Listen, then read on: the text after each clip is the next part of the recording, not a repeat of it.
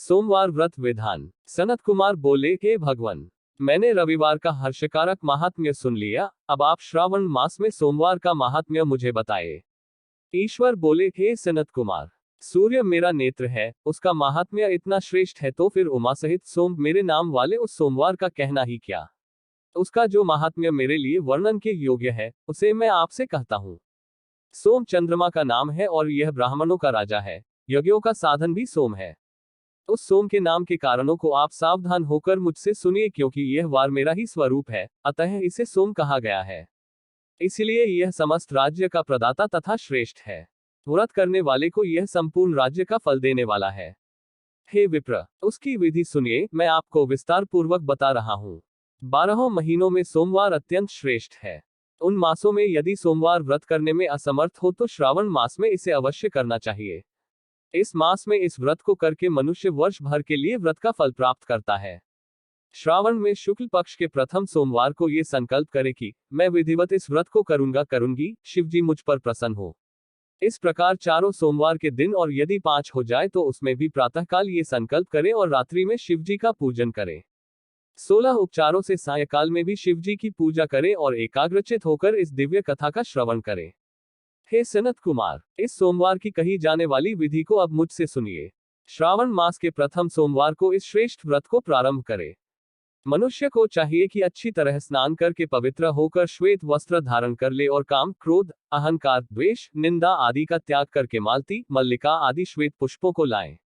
इनके अतिरिक्त अन्य विविध पुष्पों से तथा अभीष्ट पूजनोपचारों के द्वारा त्रयंबक इस मूल मंत्र से शिवजी की पूजा करें।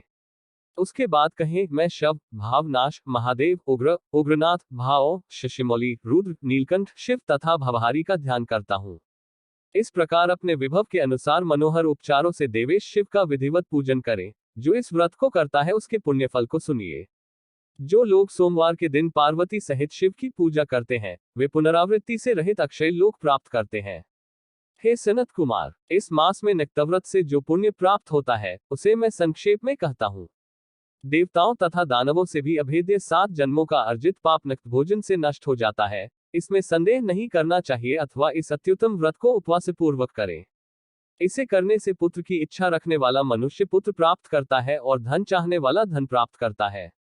वह जिस जिस अभीष्ट की कामना करता है, उसे पा जाता है। इस लोक में दीर्घकालिक वांछित सुखोपभोगों को भोग कर अंत में श्रेष्ठ विमान पर आरूढ़ होकर वह रुद्रलोक में प्रतिष्ठा प्राप्त करता है। चित्त चंचल है, धन चंचल है और जीवन भी चंचल है, ऐसा समझकर प्रयत्नपूर्वक व्रत का उद्यापन करना चाहिए।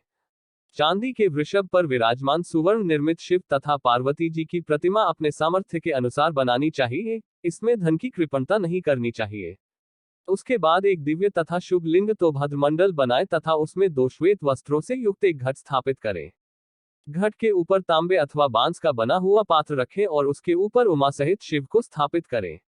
उसके बाद श्रुति, स्मृति तथा पुराणों में कहे गए मंत्रों से शिव की पूजा करें। पुष्पों का मंडप बनाएं तथा उसके ऊपर सुंदर चंदोवा लगाएं। उसमें गीतों तथा बाजों की मधुर ध्वनि के साथ रात में जागरण करें। उसके बाद बुद्धिमान मनुष्य अपने गृह सूत्र में निर्दिष्ट विधान के अनुसार अग्नि स्थापन करे और फिर शव आदि 11 श्रेष्ठ नामों से पलाश की समिधाओं से 108 आहुति प्रदान करें। यह व्रीहि, तिल आदि की आहुति आप्यायस इस मंत्र से दें और बिल्वपत्रों की आहुति त्रयंबक अथवा षट्क्षर मंत्र ओम नमः शिवाय से प्रदान करें। उसके बाद स्विष्टिकृत होम करके पूर्णाहुति देकर आचार्य का पूजन करें और बाद में उन्हें गौ प्रदान करें। उसके बाद 11 श्रेष्ठ ब्राह्मणों को भोजन कराएं तथा उन्हें वंशपात्र सहित 11 घाट प्रदान करें। इसके बाद पूजित देवता को तथा देवता को अर्पित सभी सामग्री आचार्य को दे और तत्पश्चात प्रार्थना करें, मेरा व्रत परिपूर्ण हो और शिव जी मुझ पर प्रसन्न हो। उसके बाद बंधुओं के साथ हर्षपूर्वक भोजन करें। इसी विधान से जो मनुष्य इस व्रत को करता है, वह जिस जिस अभिलषित वस्तु की कामना करता है, उसे प्राप्त कर लेता है और अंत में शिव लोक को प्राप्त होकर उस लोक में पूजित होता है। हे सनत कुमार, सर्वप्रथम श्री कृष्ण ने इस मंगलकारी सोमवार व्रत को किया था। श्रेष्ठ, आस्तिक तथा धर्मप्रायण राजाओं ने भी इस व्रत को किया था।